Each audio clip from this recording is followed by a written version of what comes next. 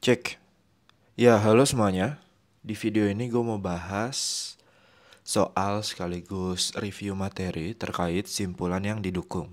Ya, dimana ini mengacu pada simpulan atau pernyataan yang paling mungkin benar gitu. Berdasarkan bukti-bukti yang ada di dalam bacaan. Jadi sederhananya, di dalam bacaan ini kita nyari bukti-bukti gitu. Kita nyari informasi-informasi penting yang nantinya jadi dasar atau landasan bagi kita mencari nih mana opsi yang paling berkorelasi gitu, yang paling didukung sama informasi penting dan atau bukti pada bacaan. Ya, di sini ada contoh satu nih. Di sini ada contoh yang pertama, posisi telentang adalah posisi tidur yang baik bagi sebagian orang. Seseorang yang rutin tidur telentang tidak akan mengalami tekanan ekstra pada tubuh bagian depan, sehingga tidak akan mengalami rasa sakit pada bagian tersebut. Nah, ini bisa jadi informasi yang penting yang pertama. Nah, kemudian nih, selain itu, nah ini juga jadi bukti penting. Posisi tidur telentang dapat mencegah penyakit asam lambung. Itu jadi bukti atau informasi penting kedua. Nah, yang terakhir nih, tidur telentang tidak disarankan bagi orang yang memiliki kebiasaan mendengkur saat tidur dan penderita sleep apnea. Berdasarkan bacaan tersebut, manakah dua simpulan yang paling didukung? Nah, kita lihat yang pertama. Jadi kita mencari mana nih pernyataan di bawah ini yang didukung sama informasi atau bukti-bukti yang ada di bacaan. Yang pertama, orang yang menderita sleep apnea tidak disarankan untuk tidur telentang. Nah, kita lihat ternyata opsi satu ini didukung sama informasi yang ada di bagian akhir pada bacaan. Gitu, dimana tidur telentang tidak disarankan bagi orang yang memiliki kebiasaan mendengkur dan penderita sleep apnea. Jadi opsi satu didukung sama informasi di bacaan. Nomor dua, posisi tidur telentang akan memperparah rasa sakit tubuh bagian depan. Nah, jika kita lihat informasi di bacaan, ternyata itu berlawanan dengan informasi yang ada di kalimat kedua, di mana orang yang rutin tidur telentang tidak akan mengalami tekanan ekstra pada bagian tubuh depan, sehingga tidak akan mengalami rasa sakit. Nah, jadi di bacaan itu klaimnya tidak akan mengalami rasa sakit, tapi di opsi 2 ini klaimnya memperparah rasa sakit. Jadi ya tidak tidak didukung atau tidak tepat. Nah, opsi 3, dengkuran saat tidur telentang selalu disebabkan saat tidur telentang.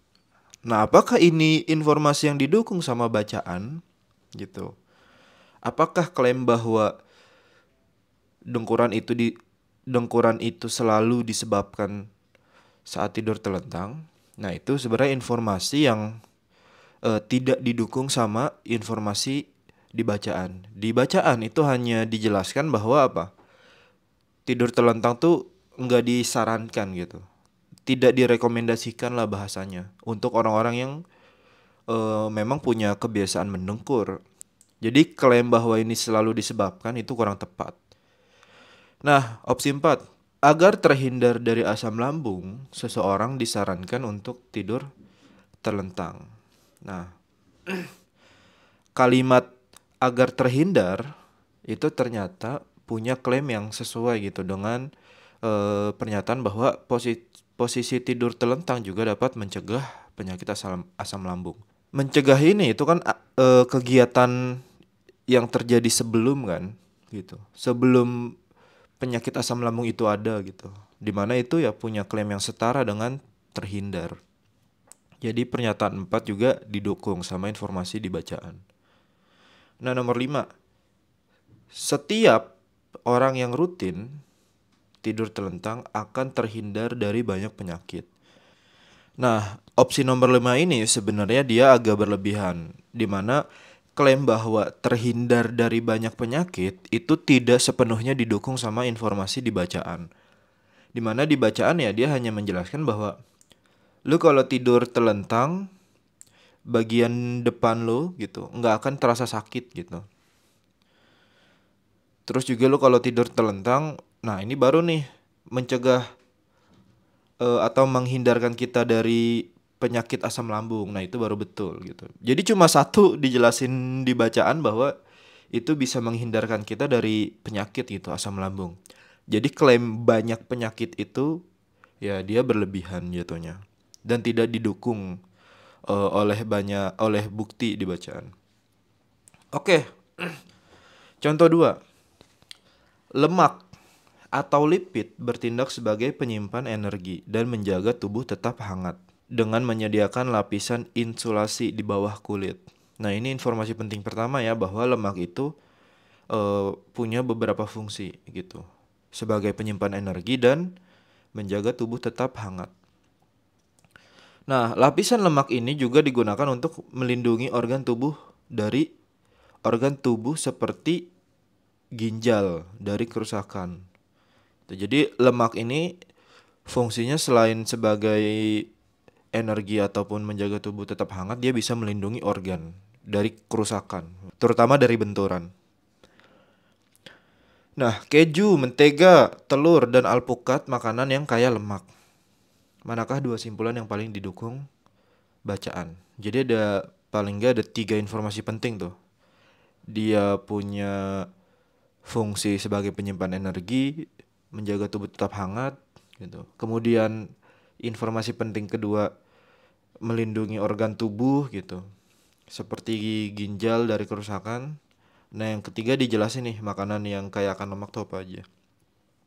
Satu nih, konsumsi keju dan mentega dapat membuat organ tubuh lebih terlindungi dari kerusakan. Nah, ini didukung sebenarnya sama informasi di bacaan, di mana keju kan kaya akan lemak, di mana lemak itu punya fungsi melindungi organ tubuh gitu dari kerusakan. Jadi informasi nomor 1 didukung. Tapi kita lihat nih 2, 3, 4, dan 5, kita juga jangan sampai lupa bahwa harus kita uji nih satu persatu opsinya. Nomor 2, banyaknya konsumsi lemak mungkin dapat menyebabkan perut buncit dan obesitas. Nah, kalau kita lihat eh, informasi nomor 2, ini informasi yang mungkin secara realitas itu benar ya. Kebanyakan makan lemak mungkin bisa bikin perut buncit atau obesitas gitu. Perut buncit gitu dan obesitas. Nah, tapi pertanyaannya, apakah informasi ini didukung sama bukti-bukti yang ada di bacaan? Nah, ternyata enggak kan gitu. Jadi jangan sampai kalian tuh terjebak pada informasi yang memang di dunia nyata itu benar, tapi ternyata memang di bacaan tidak ada informasi yang mendukung, tidak ada bukti-bukti yang jadi landasan atau dasar buat mendukung opsi itu jadi paling didukung gitu. Jadi nomor 2 ini agak out of topic gitu, agak di luar konteks. Nah, lanjut nomor 3.